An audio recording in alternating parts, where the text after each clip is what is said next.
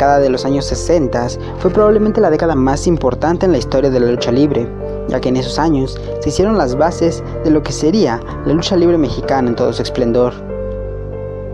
A su vez, muchos luchadores que ahora son considerados leyendas debutaron en esa década, entre los cuales destacaban el Solitario, el Ángel Blanco y por supuesto, Dr. Wagner.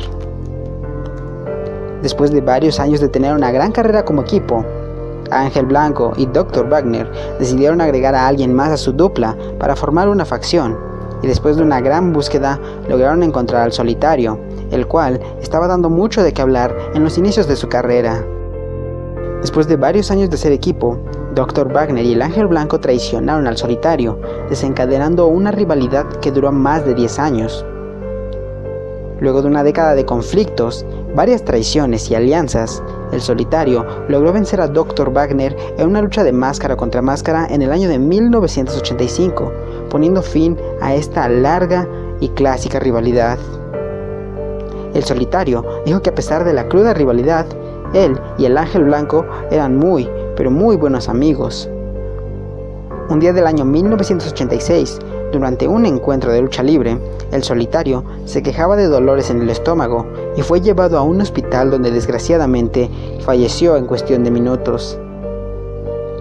Este es el punto donde la historia se pone un poco tétrica.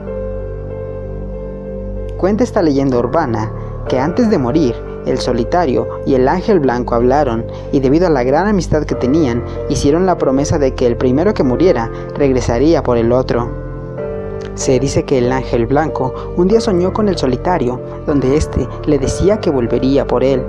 Sin embargo, no le hizo mucho caso.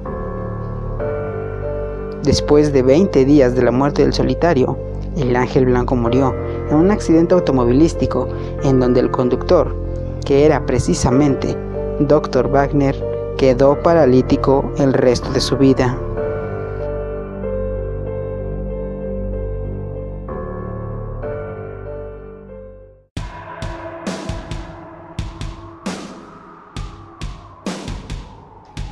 Sin duda la leyenda urbana más popular y conocida de todas.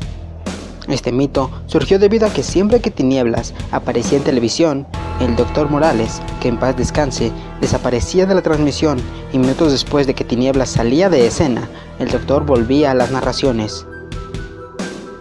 Un suceso muy raro, que con el paso del tiempo fue haciéndose más grande, y el hecho de que tuvieran una complexión y estatura casi idénticas ayudó más a la creación de esta leyenda urbana.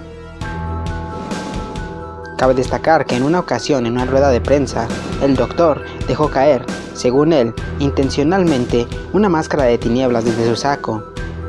Tal vez esto solamente era un juego por parte del Dr. Morales y los demás comentaristas para aumentar todo el hype que se había generado a través de esta leyenda urbana.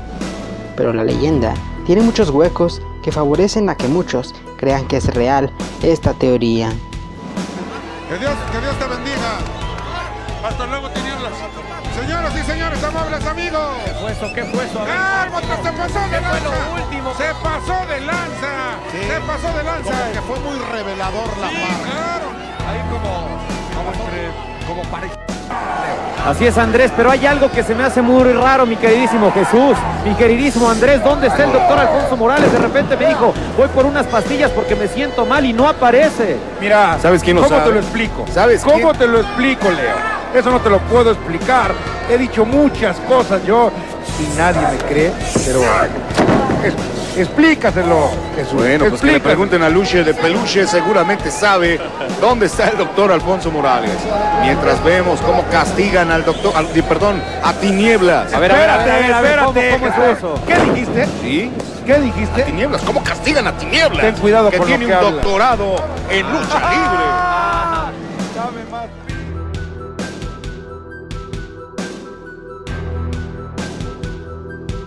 El Dr. Alfonso Morales predijo la caída de la máscara del Dr. Wagner Jr. En agosto del año 1999, Mr. Niebla de Naucalpan y Mr. Niebla del Consejo Mundial de Lucha Libre se jugaban las máscaras, y en esta lucha, Dr. Wagner Jr. vino como el second del Mr. Naucalpan, y antes del campanazo inicial, Dr. Wagner atacó al Mr. Niebla del Consejo Mundial de Lucha Libre, haciendo que el comisionado Ray Mendoza lo expulsara de la zona del ring. En ese preciso momento, el doctor Alfonso Morales hizo un comentario que no parecería venir al tema, pero después de ver lo que sucedió a casi 20 años después, en el Triplemanía 25, a más de uno se le erizó la piel. Wagner, nos vemos para el 2017. Tiene mucho que hacer, por Dios. Wagner, nos vemos para el 2017.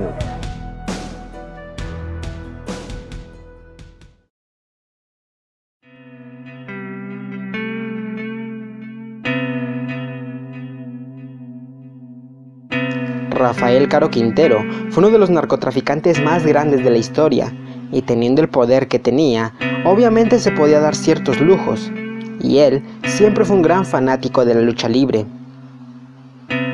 Se dice que organizó en más de una ocasión funciones privadas con luchas que muchos solo hemos visto en nuestros sueños. Sin duda, la más famosa de todas es esa lucha por la que cualquier promotor hubiera dado lo que ni tenía por verla realizada. 1000 máscaras contra tinieblas en un máscara contra máscara. Se dice que ambos accedieron con la condición de que no hubiera fotos y que nadie dijera nada. Se dice que el ganador fue 1000 máscaras.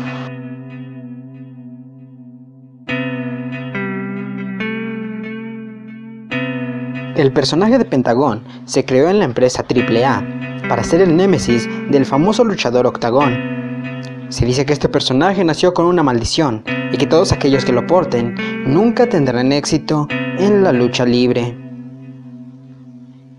El primer Pentagón fue Jesús Andrade.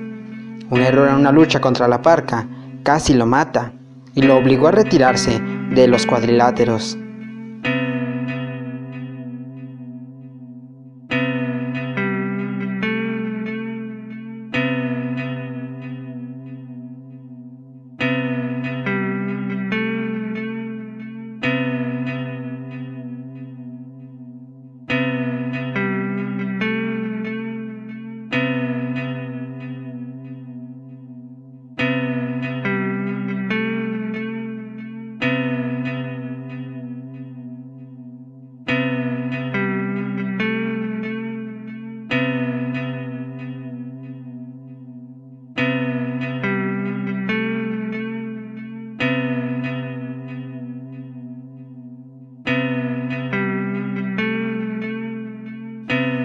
El segundo Pentagón estuvo a cargo de José Mercado, el cual tuvo que abandonar la AAA y perdió su máscara contra el Hijo del Santo.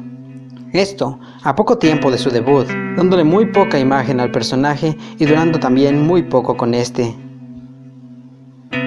El tercer Pentagón, Ricardo Moreno Antonio, perdió su máscara en Triplemanía 10 contra Octagón.